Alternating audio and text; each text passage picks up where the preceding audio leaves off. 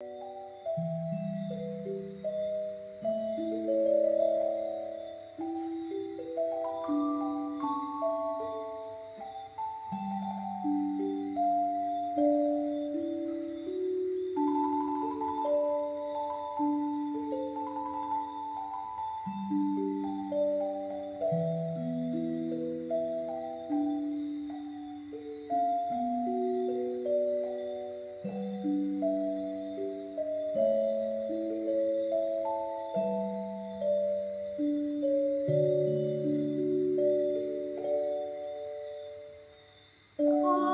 me to come to thy river, O Lord. Cause me to come to thy river, O Lord. Cause me to come to thy river, O Lord. Cause me to come, cause me to drink, cause me to live.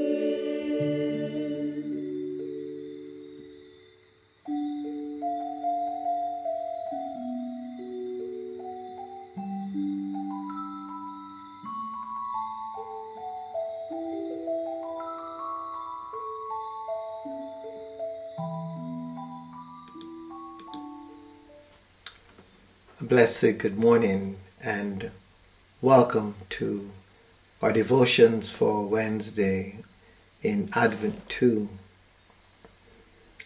This morning as we gather, we take a few moments and just breathe. Breathe and recognize that we are alive. And we give thanks for this opportunity to continue to be present in this earth school, that we may learn the lessons that we are here to learn and journey in a way that will lead us to our own ascension. We give thanks for each other. We give thanks for this life, for this journey. We remember those who are going through any challenges at this time, and we ask God's presence with them.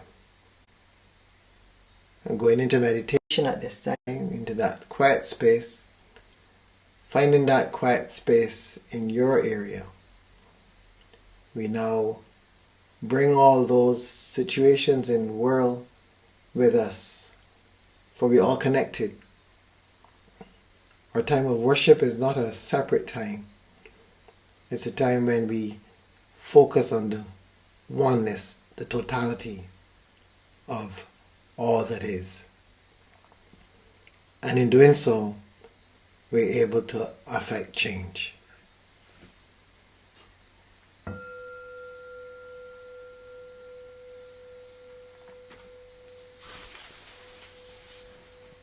We come there now, taking a few deep breaths, coming into our hearts, and allowing ourselves to be here, be present, as we sit in the moment, feeling the presence, becoming more conscious of our inner world,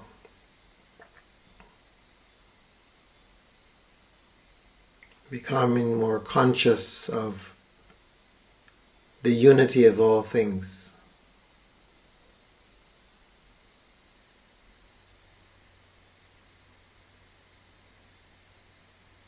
We breathe.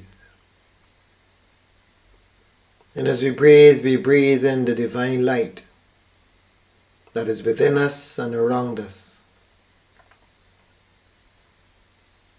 And we gather that light. We gather that light that we may be able to use it for healing in our world, for renewing, for cleansing. The pure light of Christ, the divine light, the abundant light.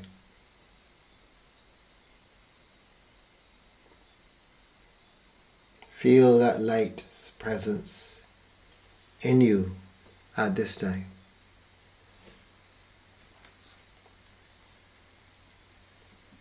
And know you're chosen for this time and for a purpose yet to be revealed.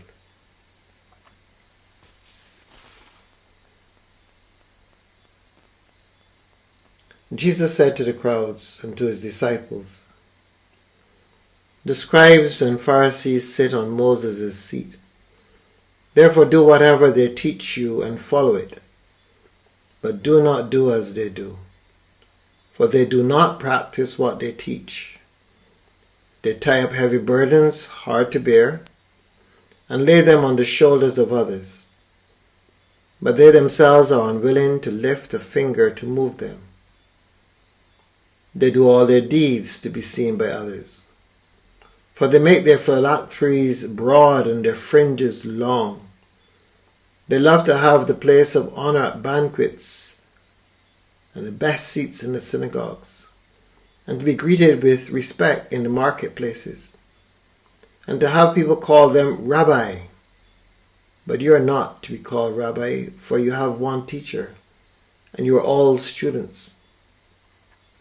And call no one your Father on earth, for you have one Father, the one in heaven. Nor are you to be called instructors, for you have one instructor, the Messiah. The greatest among you will be your servant, for all who exalt themselves will be humble, and all who humble themselves will be exalted."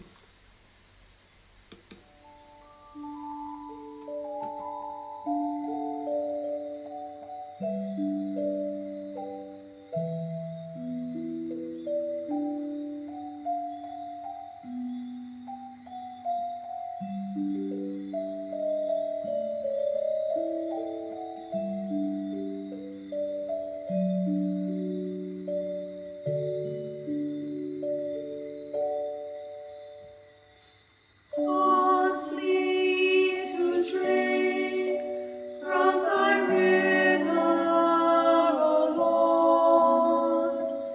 Cause me to drink from thy river, O Lord. Cause me to drink from thy river, O Lord. Cause me to come, cause me to drink, cause me to live.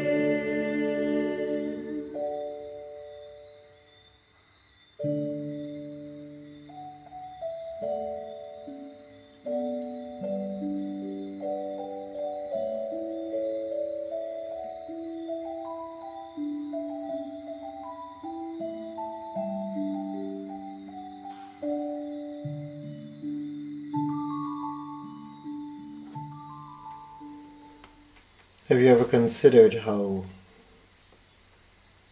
easy it is to be distracted? How easy it is to be so caught up in the externals that we miss what is integral, what is essential. Jesus, in the little passage read for this morning,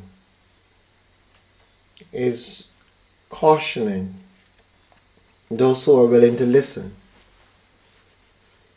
He's cautioning them about the dangers that can so easily be attached onto us.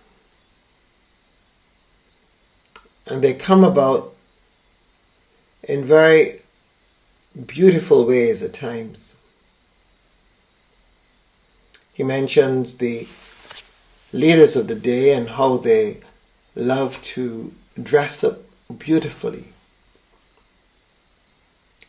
And one can appreciate the beauty. But for Jesus, the focus has shifted from what is essential to the trappings. He goes on to warn them about all the various ways in which they can be saluted and how they like to be greeted and have that sense of esteem in the community. This can be a danger because it can become the end all and be all. Call no man rabbi, call no man father, call no one instructor. You've got one rabbi, one father, one instructor. These are very challenging words from Jesus, but they're needed. They're needed because Jesus is trying to help us to go back to center, to trust in our authentic selves, to trust in Source. He's trying his best to show his disciples and those who are willing to listen that the kingdom of God is within. Don't give authority or power to anyone. When you call one rabbi or father or instructor, you're giving your power away. You're making them greater than you are. Jesus even asks him at one point in time when someone says, "Good teacher, why do you call me good? There's no one good but God." In other words, whatever attributes we want to offer it to God. Offer it to Source. Because when we accept these attributes, we then run the risk of thinking that we are separate, we are better than, we are more important than. But if we acknowledge that there's only one who is the all that is, who is all-powerful, almighty, all-knowing, who is the master teacher, who is Father. If we acknowledge this, then we know that we all then look to Source.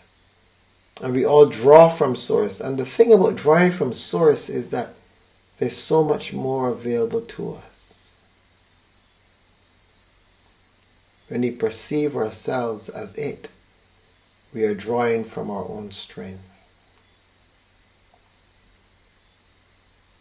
There's that question, who counsels the counselor? Who nurtures the nurturer? And we make sense of this because we then think that yes, there must be someone that this person needs to turn to. But Jesus is actually saying, no. The Father, the all that is, will provide you with all that you need. You don't share it around between yourselves. In this moment, I am the important one. Then in the dead of night or in private, I go to you so that you can give me guidance. And then you go to someone else. No. We all go to God. We all learn how to go to God. We all learn that we are manifestations of a deeper existence. We all learn that we are the bulb at the end of the wire. One bulb doesn't go to a next bulb when it is having challenges with its energy flow. You have to go back to the source of the energy to ensure that the right amount of energy is coming to the bulb from source. Life teaches us all this. Life.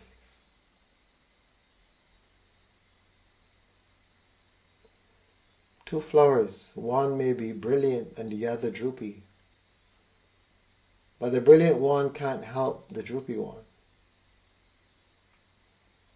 The droopy one has to get its nurture from the roots of the plant. Go to God.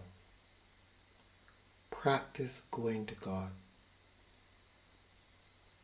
Constantly, in everything, go to God. Learn how to be with God. Learn how to reach out. Learn how to understand God. Learn how to journey in God. Because it is there that we find the source. It is there that we find what we need. It is there that we're able to grow.